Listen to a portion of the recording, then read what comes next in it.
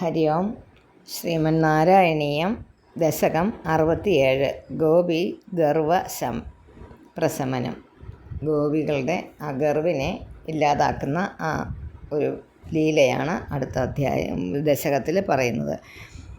സ്ഫുരത്പരാനന്ദരസാത്മകേന ത്വയാ സമാസാദിതഭോഗലീലാഃ അസീമം ആനന്ദഭരം പ്രപന്ന മഹാന്തം ആപൂർമദമംബുജാക്ഷ്യഃ മഹാന്തമാപൂർമദമംബുജാക്ഷ്യഃ.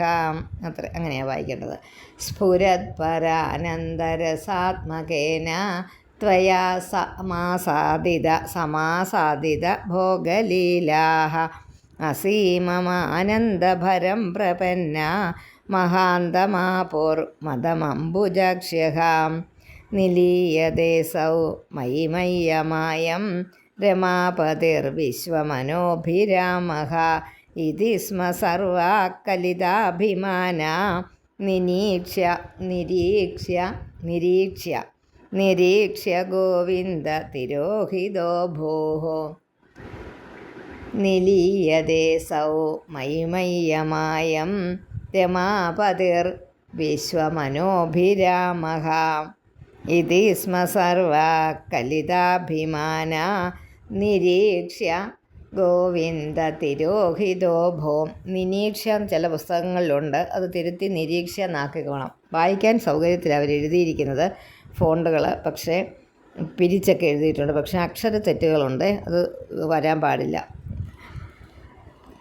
രാധാഭിധാം താവത് അജാതഗർവാം അതിപ്രിയാം ഗോപവധൂം മുരാരേ ഭവാനുപാദായ ഗതോ വിദൂരം തയാ സഹ സ്വൈരവിഹാരകാരീ.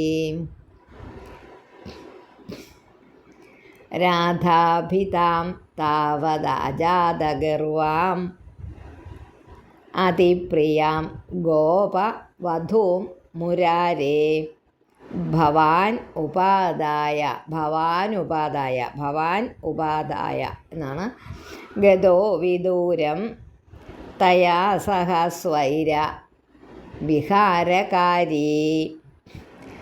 തിരോഹിതേധ ത്വയി ജാതതാപാഃ സമം സമേത കമലായതാക്ഷ്യഃ വനേ വനേ ത്വാം പരിമാർഗയന്ത്യോ വിഷാദം ആപൂർ ഭഗവൻ അപാരം.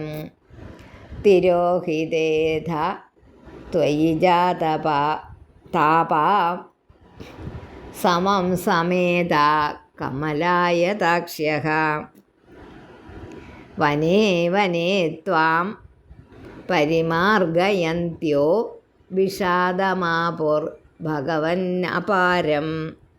ഹാ ചോത ഹാ ചമ്പകകർണികാര ഹാ മല്ലികേ മാലതി ബാലവല്യ കിം വീക്ഷിതോ നോ ഹൃദയൈകചോര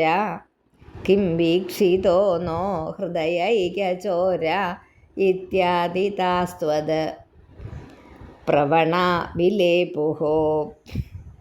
നിരീക്ഷിതോയം സഖിപങ്കജാക്ഷ പുരോ മമേത്യാകുലം ആലപന്തി.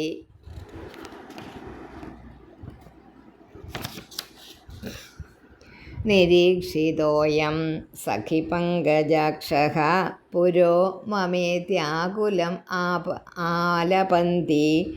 ത്വാം ഭാവനാ ചക്ഷുഷി വീക്ഷ്യ കാചിത് താപം സഖീനാം ദ്വിഗുണീചകാര. താപം സഖീനാം ദ്വിഗുണീചകാര.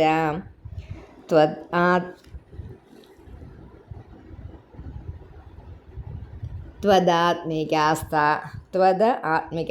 ഒന്നിച്ച് വായിച്ചാൽ മതി. ത്വദാത്മികാസ്ത യമുനാ തടാന്തേ തവാനുചക്രോ കില ചേഷ്ടിതാനി വിജിത്യ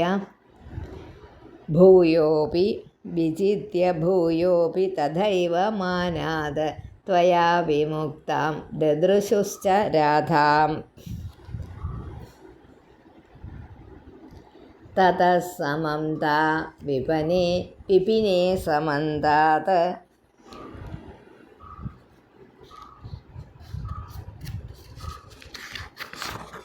തതഃ സമം താ വിപിനേ സമന്താത്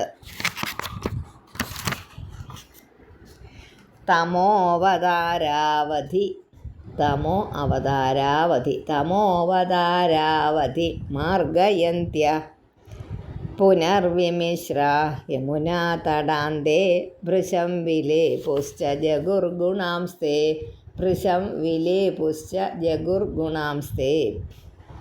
തഥാ വ്യഥാസങ്കുലമാനസാനാം വ്രജാംഗനാനാം കരുണൈകസിന്ധോ ജഗത്രയീ മോഹനാത്മാ ത്വം പ്രാദുരാസീർ ഐ മന്ദഹാസി സന്ദിഗ്ധസന്ദർശനം ആത്മകാന്തം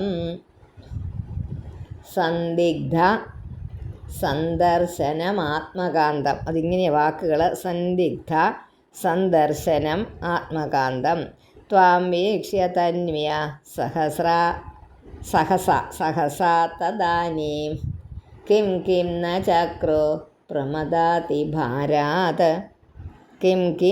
ചക്രോ പ്രമദാതി ഭാരാത് സത്വം ഗതാത് പാലയ